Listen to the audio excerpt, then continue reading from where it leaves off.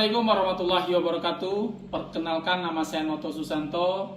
Saya sebagai dosen Universitas Pamulang di program studi manajemen Fakultas Ekonomi dan Bisnis. Pada kesempatan ini saya akan menyampaikan mata kuliah yang saya ampu, yakni manajemen resiko. Yang mana mata kuliah ini wajib disampaikan kepada mahasiswa dengan bobot 12 SKS. Metode pembelajaran menggunakan hybrid dengan dua konsep, yakni luring dan daring. Pembelajaran luring adalah tatap muka, sedangkan daring bisa dilakukan secara online dan seperti Zoom dan e-learning yang sudah dirancang oleh manajemen kampus secara sistematis. Salah satu pencapaian pembelajaran agar mahasiswa memahami, yang pertama, mampu memahami konsep dan pengertian resiko. Yang kedua, mahasiswa mampu memahami kerangka kerja enterprise manajemen organisasi. Yang ketiga, mahasiswa mampu melakukan identifikasi dan perhitungan resiko serta mengelola resiko secara efektif dan efisien. Adapun rencana pembelajaran yang akan diberikan kepada mahasiswa sebagai berikut. Yang pertama, dunia usaha dan manajemen resiko. Yang kedua, identifikasi resiko. Yang ketiga, pengukuran resiko. Yang keempat, pemetaan resiko. Yang kelima, pengendalian resiko. Yang keenam, manajemen resiko organisasi. Yang ketujuh, analisis SWOT dalam perspektif manajemen resiko. Yang kedelapan, resiko operasional. Yang kesembilan, resiko kredit. Yang kesepuluh, resiko perubahan tingkat suku bunga. Yang kesebelas, resiko pasar. Yang ke-12 resiko likuidasi, yang ke-13 resiko perbankan, dan yang ke-14 asuransi sebagai pengalihan resiko. Itulah materi setiap pertemuan yang akan diberikan kepada mahasiswa. Demikian informasi singkat yang saya sampaikan terkait mata kuliah dan rencana pembelajaran setiap semesternya. Berikut akan saya sampaikan video pembelajaran di dalam kelas.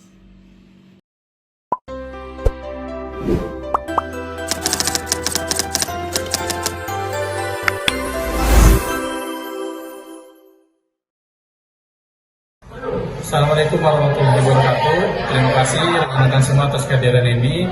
Kita melanjutkan mata kuliah pertemuan kedua. Assalamualaikum warahmatullahi wabarakatuh.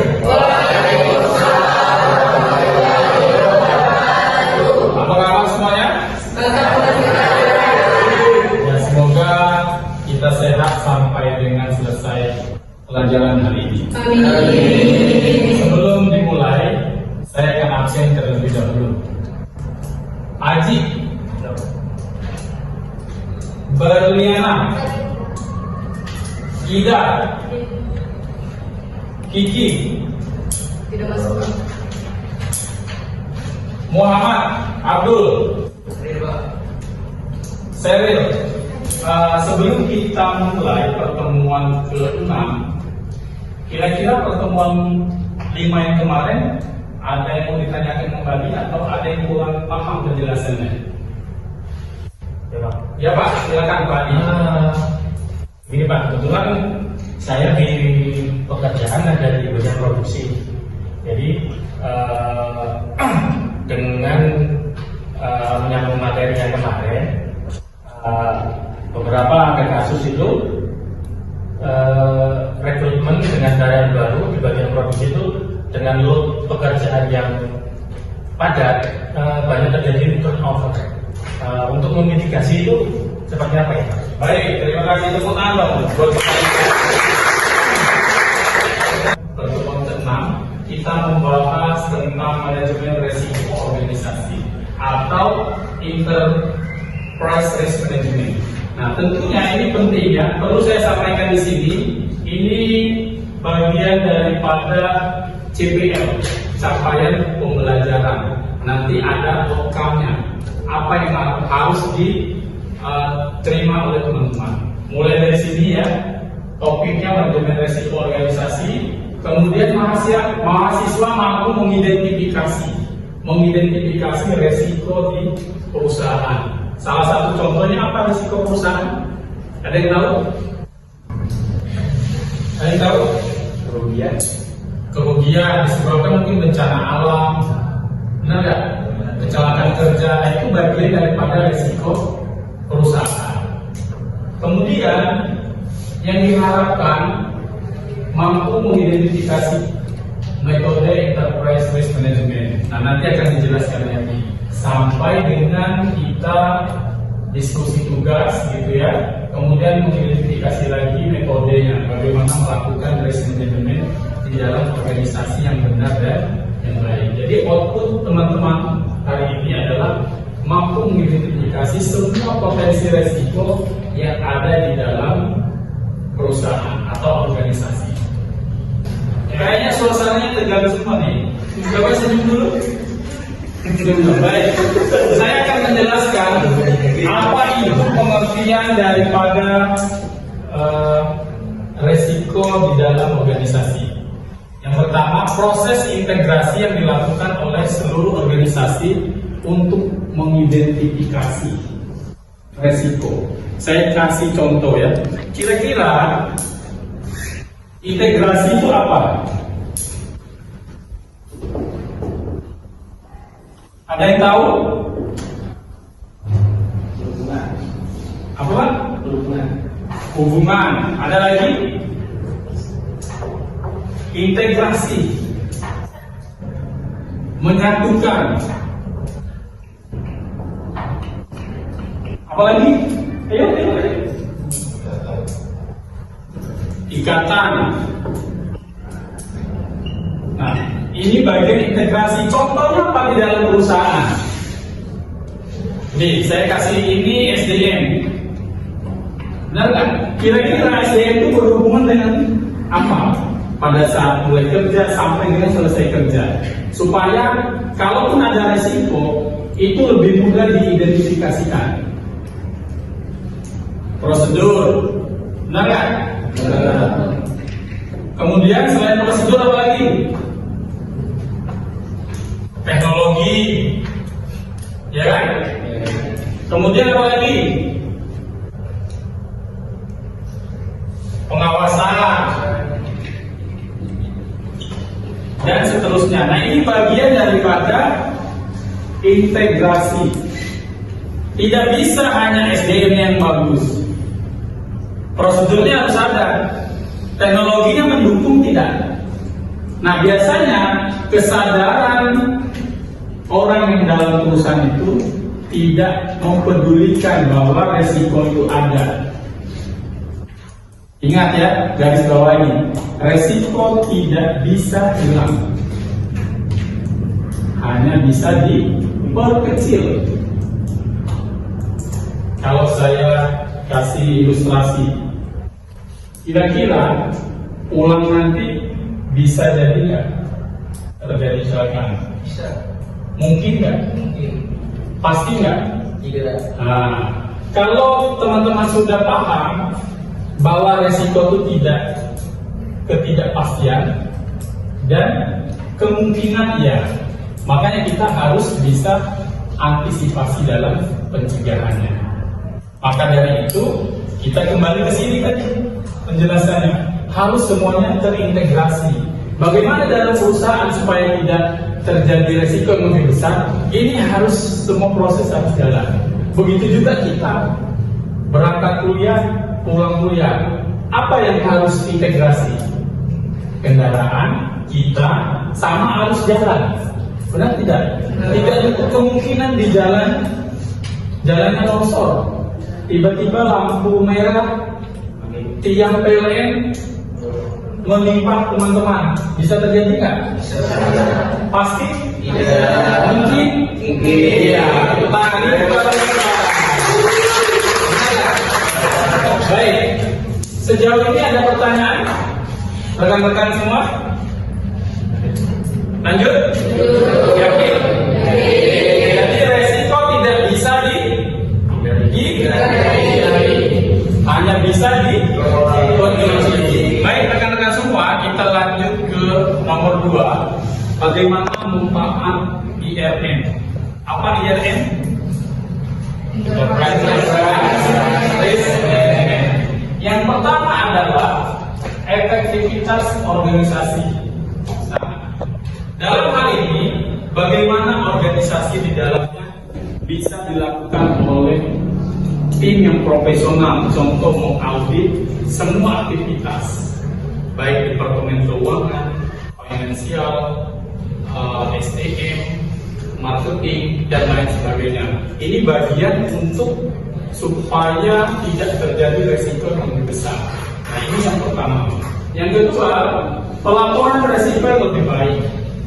Tentunya rekan-rekan semua perlu digarisbawahi bahwa kalau perusahaan itu sudah melalui proses audit, dia akan memenuhi kriteria atau temuan baik yang sudah terjadi atau yang belum terjadi, dan perlu dibuktikan dengan kinerja yang lebih baik. Contoh, pelaporan keuangan. Benar nggak? Dari mana? Kalau kita harus tahu bahwa keuangan perusahaan itu buruk, ada pemasukan, ada pengeluaran. Kalau tidak balance, berarti resikonya ada di mana? Bisa juga kecurangan, manipulasi data, atau laporan palsu. Nah, itu yang kedua. Sehingga dari temuan itu kita bisa mitigasi ke depannya, bisa memperbaiki dari segala kecurangan, melakukan audit berkala, melakukan pengawasan secara rutinitas. Nah, itu bagian dari pada mitigasi. Kemudian yang ketiga adalah perbaikan kinerja bisnis. Nah, bagaimana sih improvement atau quality improvement based on organisasi? Nah, ini harus berkesinambungan supaya resikonya kalau ada itu bisa dimitigasi. Biasanya di perusahaan-perusahaan yang besar, baik yang kecil juga, itu sudah ada resiko, sudah ada mapping resikonya, sudah ada mitigasinya.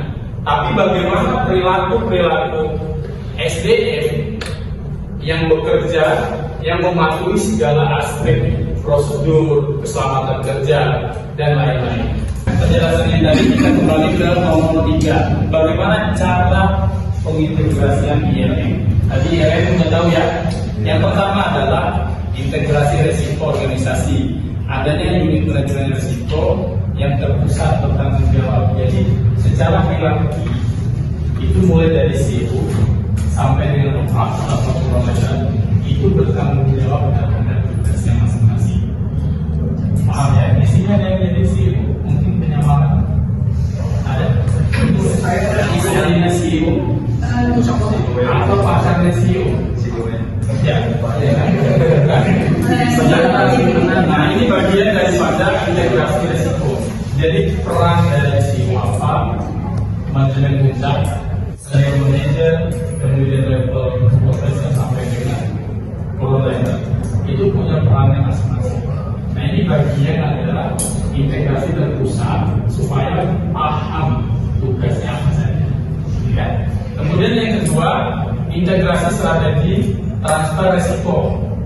Nah, perlu dipahami teman-teman semua, transfer resiko ini salah satu contoh kita mengundang pihak ketiga, contohnya asuransi.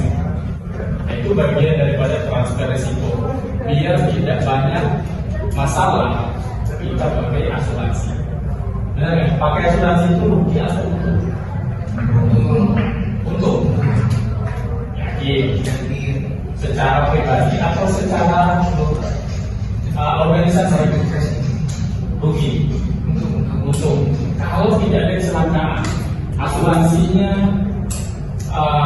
kita bayar terus tapi tidak hilang, masih tetap untung. Atau sederhananya gini, asuransi kendaraan kita bayar terus tapi nggak pernah klaim, udah untung. Coba nanti kalau belum pernah bawa mobil atau motor kita tabrak ke tembok, udah untung. Ya kan kita bilang rugi karena kita tidak pernah mengklaim. Benar nggak? Nah, sekarang kembali coba nabrak tembok, kita klaim, rugi apa untung? Rugi dan untung itu hanya orang yang mempunyai mindset yang positif. Kalau orang berpikir jangka panjang itu pasti bilangnya untung. Tapi kalau perusahaannya abal-abal, perusahaan yang hanya mementingkan keuntungan, itu pasti bilangnya untung. Karena menurunkan biaya. Padahal sustainability dalam organisasi itu perlu memikirkan jangka panjang. Mari kita lanjut ke fungsi manajemen dan peran dari enterprise risk management. Yang pertama adalah perencanaan. Perusahaan yang baik adalah dia mempunyai perencanaan yang strategis untuk keberlanjutan perusahaan jangka panjang. Itu penting ya perencanaan yang kita itu pengembangan SDM, motivasi karyawan, karir karyawan dan seterusnya. Kemudian yang kedua, pengorganisasian. Pengorganisasian ini bagian penting juga bagaimana bisa menempatkan semua frontliner sesuai dengan kompetensinya. Jangan sampai karyawan baru masuk langsung ditaruh di produksi apa ya? Akhirnya banyak komplain, banyak masalah. Resikonya tidak hanya finansial saja, reputasi perusahaan. Kalau banyak komplain dari stakeholder, itu jadi masalah besar. Kemudian lanjut, pengarahan. Apa bedanya briefing, coaching, motivasi, sama konseling? Pertanyaan dari saya, apa bedanya dari indikator pengarahan? Tapi saya jelaskan lagi, briefing, sosialisasi, pelatihan, dan coaching. Apa bedanya? Ada baru? Kalau briefing singkat, 10 sampai 15. Kalau pelatihan, kalau sosialisasi bisa 2 jam sampai 3 jam. Kalau pelatihan bisa 3 jam sampai seharian. Kalau coaching bisa 15 menit, bisa 30 menit. Coaching itu individu, memberi pengarahan khusus. Ya. Baik teman-teman, kita lanjut ke kerangka kerja ILM. Yang pertama, bagaimana lingkungan internal. Nah, lingkungan internal ini harus diidentifikasi dari aspek SDM, aspek teknologi, aspek prosedur, dan aspek yang berhubungan untuk meningkatkan kinerja organisasi itu sendiri. Yang kedua, ada penetapan tujuan. Jadi peran daripada manajerial menetapkan tujuan perusahaannya apa. Di luar itu ada visi dan misi perusahaan yang sudah dijelaskan. Mau dibawa kemana? Oh, kita mau net zero, sustainability impact for 2045. Gimana tujuannya? Jadi kita berperan untuk menjaga secara konsisten pekerjaan masing-masing dengan peran dan tugasnya yang sudah diberikan oleh manajemen.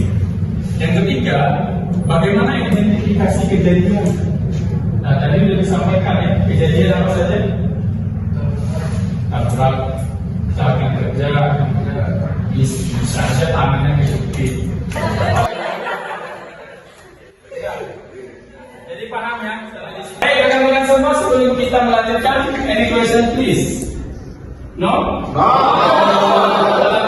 Nah, ini bagian daripada pengelompokan resiko di dalam perusahaan. Ya, saya buat ini adalah Fishbone program.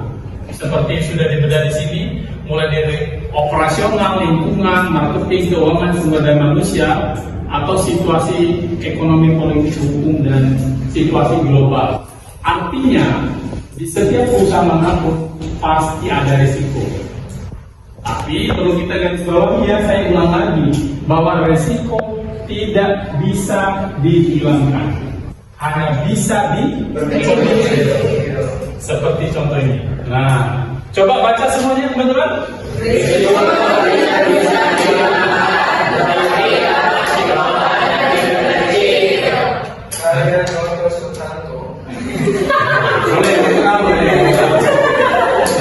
Teman-teman semua perlu kita garis bawahi ya, mungkin 5 tahun atau 6 tahun ke depan teman-teman jadi CEO. Memang tidak terlihat penting, tapi dalam kehidupan sehari-hari ini penting. Demikian tadi adalah video pembelajaran mata kuliah yang saya ampu, yakni manajemen risiko. Semoga bermanfaat baik dalam organisasi perusahaan maupun di kehidupan sehari-hari. Izin saya undur diri. Assalamualaikum warahmatullahi wabarakatuh. Salam sukses dan salam kebaikan buat kita. Ini penting.